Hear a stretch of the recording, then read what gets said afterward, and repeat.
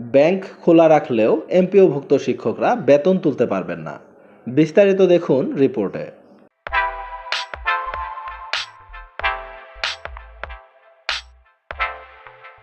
নজরবিহীন অবহেলা, অদক্ষতা ও নিষ্ঠুরতার শিকার ৩.৫ লাখেরও বেশি এমপিওভুক্ত শিক্ষক ও কর্মচারী।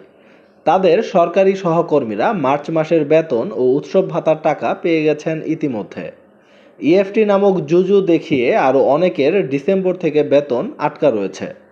এসব নিয়ে গণমাধ্যমে প্রচুর প্রতিবেদন প্রকাশ করা হলেও টনক নড়েনি কর্মকর্তাদের। উপপরিচালক ব্যস্ত বদলি বাণিজ্যে, ইএমআইএস সেলের জামিল ও জহির ব্যস্ত ঘুষে, অন্যান্যরা ব্যস্ত অহেতুক সেমিনার ও মিটিংয়ে। শিক্ষা বিষয়ক দেশের একমাত্র পত্রিকা দৈনিক শিক্ষা.com এর অনুসন্ধানে এসব তথ্য উঠে এসেছে।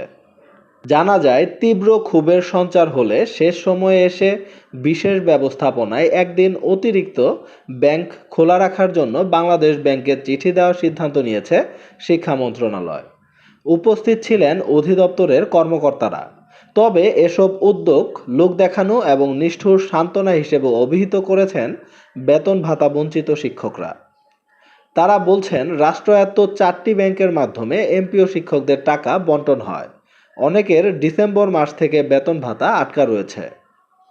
জানা গেছে, শিক্ষা ক্যাডার পরিচালিত মাধ্যমিক ও উচ্চশিক্ষা অধিদপ্তরাধীন ৩.৫ লাখ শিক্ষক কর্মচারী মার্চের বেতন ও উৎসব ভাতা পাওয়ার জন্য আরও একদিন ব্যাংক খোলা রাখার জন্য বাংলাদেশ ব্যাংকে অনুরোধ জানাবে শিক্ষা মন্ত্রণালয়। আজ বৃহস্পতিবার বিকেলে এমন সিদ্ধান্ত হয়েছে। অথচ গত কয়েকদিন ধরে অবহেলা ও অদক্ষতায় সময় কেটেছে শুধু। তবে প্রশাসন ক্যাডার পরিচালিত মাদ্রাসা ও কারিগরি শিক্ষা অধিদপ্তরাধীন শিক্ষক কর্মচারীরা তুলনামূলক কম হয়রানির শিকার। উৎসব ভাতার টাকা তারা তুলতে পেরেছেন অনেকেই। এমপিওভুক্ত শিক্ষক এবং কর্মচারীদের বেতন এবং বোনাস দেওয়ার জন্য শুক্রবারেও ব্যাংক খোলা রাখার সিদ্ধান্ত নেওয়া হয়েছে। কিন্তু শুক্রবারে ব্যাংক খোলা সত্ত্বেও সকল এমপিওভুক্ত শিক্ষক তাদের বেতন এবং বোনাস পাবে কিনা সেটি নিয়ে রয়েছে সংশয়। এ সম্পর্কে আপনাদের মন্তব্য এবং মূল্যবান মতামত অবশ্যই কমেন্টে লিখে জানাবেন। দেখা হবে নতুন কোনো ভিডিওতে নতুন কোনো গুরুত্বপূর্ণ আপডেট নিউজ নিয়ে। ততক্ষণ পর্যন্ত ভালো থাকুন। আল্লাহ হাফেজ।